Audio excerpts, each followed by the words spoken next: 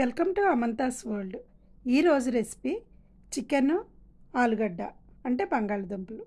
ఈ రెండు కలిపి చాలామంది చేస్తారండి. ఎవరి స్టైల్లో వాళ్ళు చేస్తారు. నా స్టైల్లో నేను చేస్తున్నాను. మీరు కూడా నా స్టైల్లో చేసి మీ ఇంట్లో అందరూ ఇష్టపడ్డారో లేదో నాకు కమెంట్ చేయండి. ఖచ్చితంగా ఇష్టపడతారండి. ఇది అంత బాగుంటుంది. మరి ఇప్పుడు ముందుగా మనం కడాయి పెట్టుకొని కడాయిలో ఆయిల్ వేసుకొని ఉల్లిపాయలు, పచ్చిమిరపకాయలు, కరివేపాకు వేసి వేయించుకోవాలి. బాగా గోల్డ్ కలర్ వచ్చే వరకు వేయించుకోవాలి.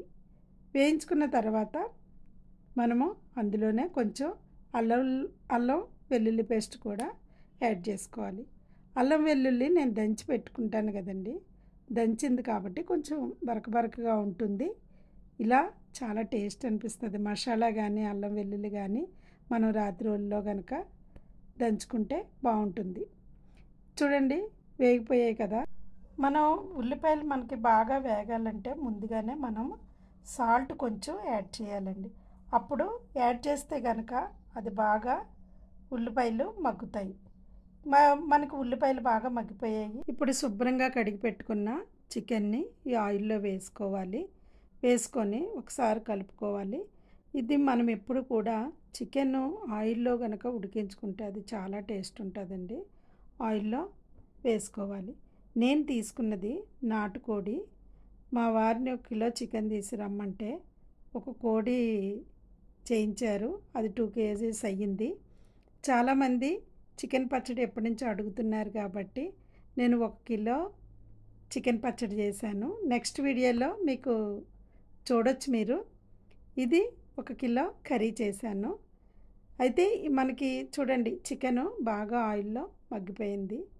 ఇప్పుడు ఆలుగడ్డలు ముక్కలుగా కట్ చేసుకొని ఇందులో వేసుకున్నాను. ఆలుగడ్డలు వేసిన తర్వాత కూడా మూత పెట్టుకొని ఒక 5 మినిట్స్ మగ్గనివ్వాలి. ఈ చికెన్ ఆలుగడ్డలు బాగా ఉడికిన తర్వాత కొంచెం పసుపు, ఉప్పు, కారం వేసుకోవాలి. నేను కారంలో సగం పొడి కారం, సగం మసాలా కారం వేసుకున్నానండి. ఈ రెండు వేసుకోవడం వల్ల చాలా బాగుంటుంది, టేస్ట్ ఉంటుంది, ప్లస్ మంచి కలర్ఫుల్గా ఉంటుంది. కాబట్టి నేను నాన్ వెజ్లో ఈ విధంగా వేస్తాను. అవి వేసిన తర్వాత అది మొత్తం అంతా కలుపుకోవాలి. మొత్తం కలిసేలా కలుపుకోవాలి. కలుపుకున్న తర్వాత ఇప్పుడు చూడండి, ఆలుగడ్డ మనకి మెత్తగా ఉడికిపోయింది. చికెన్ అంతా అయిపోయినట్టే, సగానికి ఎక్కువ ఉడికిపోయినట్టే. ఇప్పుడు ఆయిల్లోనే ఉడికిపోతుంది. ఇప్పుడు 2 టమాటాలు, టేస్ట్కి 2 టమాటాలు వేసుకొని 1 కప్పు పెరుగు కూడా వేసుకోవాలి. ఈ పెరుగు వేయడం వల్ల ఏంటంటే కొంచెం మనకి పులుపు అనేది వస్తుంది, ప్లస్ అది చాలా టేస్ట్ కూడా బాగుంటుంది. పెరుగు కూడా యాడ్ చేసిన తర్వాత కలుపుకొని ఒక 10 మినిట్స్ ఉడికించుకోవాలి. ఇది మనం వాటర్ వేయకుండానే రెడీ అయిపోయిందండి. కానీ వాటర్ కూడా మనం యాడ్ చేసుకోవాలి. ఎందుకంటే వాటర్ వేస్తేనే ఉప్పు, కారం అన్నీ కూడా కరెక్ట్గా కలిసి ఉడుకుతాయి. ప్రతి వంటకి ఒక క్రమం అనేది ఉంటుందండి. కొంతమంది అనుకోవచ్చు, ఏది ఎప్పుడు వేసినా అన్నీ కలిపే ఉడుకుతాయి కదా అని. అలా కాదండి. అలా అయితే కూర అంతా ఉడికిపోయిన తర్వాత ఉల్లిపాయలు వేయలేము కదా.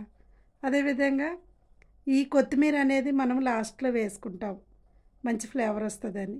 దాన్ని ముందుగానే తాలింపులో వేయం కదా. ఎప్పుడు ఏది వేయాలో అది అప్పుడే వేస్తాం. అదేవిధంగా మనం చేయవలసిన పద్ధతిలో చేస్తే ఎలాంటి కూరైనా టేస్ట్గానే ఉంటుందండి. నిజంగా మీరు ఈ విధంగా చెయ్యండి, చాలా బాగుంటుంది. మీరు ట్రై చేసి నాకు ఖచ్చితంగా కమెంట్ పెట్టండి. చాలామంది చేస్తారు, కానీ ఈ విధంగా కూడా ట్రై చేయండి. ఇప్పుడు మనం చూడండి, కర్రీ వాటర్ పోసాము, కర్రీ ఉడికిపోయింది. ఇప్పుడు ఇందులో ఒక 5 నిమిషాల్లో దించేస్తామనగా మసాలా యాడ్ చేసుకోవాలి.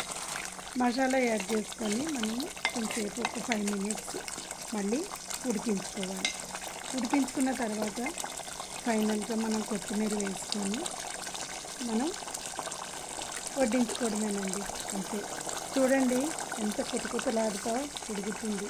చూస్తుంటేనే నోట్లోంచి వాటర్ వస్తుంది కదా. నిజంగా టేస్ట్ కూడా అలాగే ఉంటుంది. మనం చూస్తుంటేనే ఇంత కలర్ఫుల్గా ఉంది కదా, తినడానికి కూడా చాలా బాగుంటుంది. మీరు ఖచ్చితంగా ట్రై చేయండి. ఇప్పుడు ఫైనల్గా మనం కొత్తిమీర వేసేసుకున్నాము, అంతేనండి. వేసుకొని స్టవ్ బంద్ చేసుకోవడమే. మీకు కనుక ఇది నచ్చితే లైక్ చేయండి, షేర్ చేయండి, కామెంట్ చేయండి ప్లీజ్.